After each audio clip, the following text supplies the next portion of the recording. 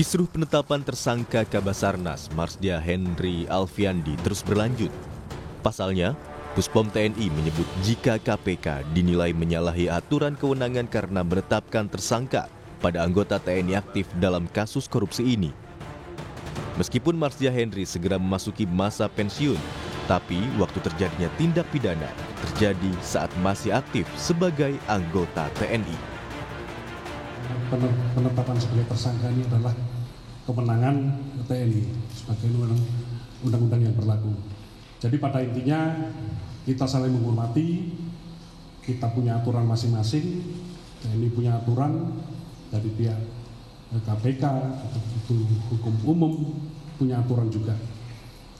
Kami aparat TNI tidak bisa menetapkan orang sipil sebagai tersangka. Begitu juga harapan kami pihak KPK juga demikian.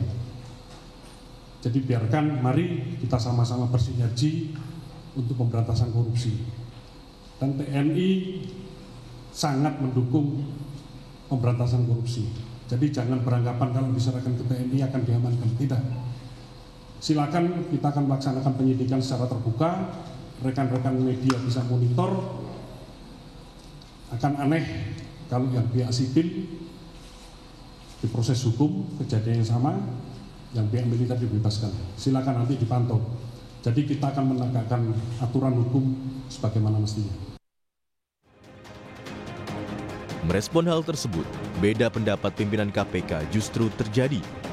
Wakil Ketua KPK Johanis Tanak pun meminta maaf dan menyebut penyidik KPK khilaf soal penetapan tersangka Kepala Basarnas Marsikal Madya Henry Alfiandi dan Korsmin Basarnas Letkol Afri Budi Cahyanto. Ketika ada melibatkan militer, maka sipil harus menyerahkan kepada militer. Di sini ada kekeliruan, kehilafan dari tim kami yang melakukan penangkapan. Oleh karena itu kami dalam rapat tadi sudah menyampaikan kepada teman-teman TNI, kiranya dapat disampaikan kepada Panglima TNI dan jajaran TNI. Atas kehilafan ini kami mohon dapat dimaafkan.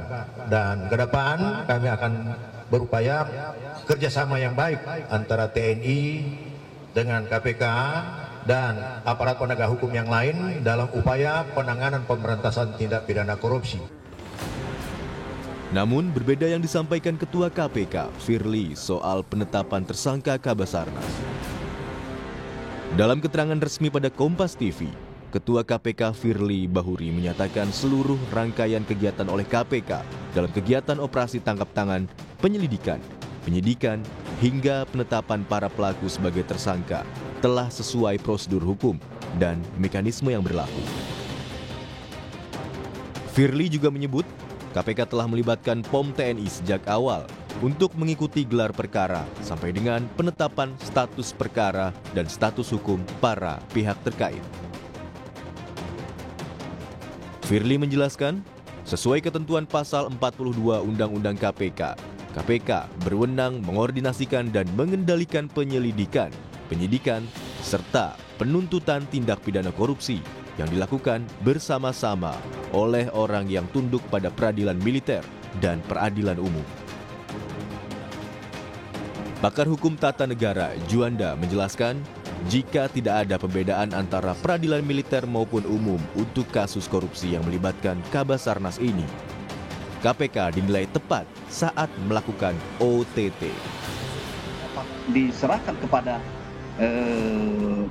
peradilan militer atau misalnya tetap peradilan umum yang tentunya ditangani oleh KPK, menurut saya masih melihat ada argumentasi yang perlu dilihat bahwa kalau memang KPK mau menjalankan tugasnya melakukan penyidikan dan sekaligus penuntutan terhadap anggota militer, sebenarnya itu tidak salah.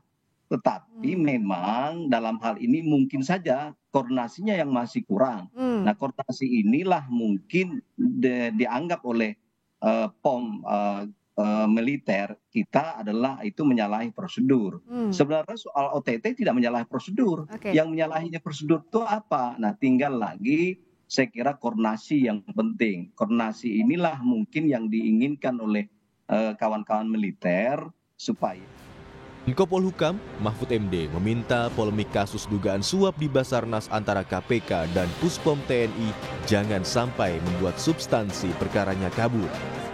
Mahfud mendorong kasus Kabasarnas dituntaskan di pengadilan militer.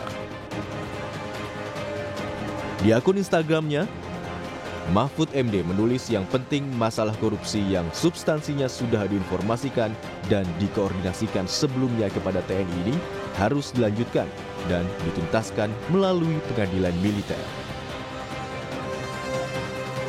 Terkait kasus dugaan korupsi di Basarnas, KPK mengamankan 11 orang serta barang bukti dugaan suap 999,7 juta rupiah pada 25 Juli lalu.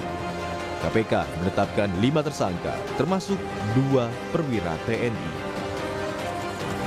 Tim Liputan, Kompas TV.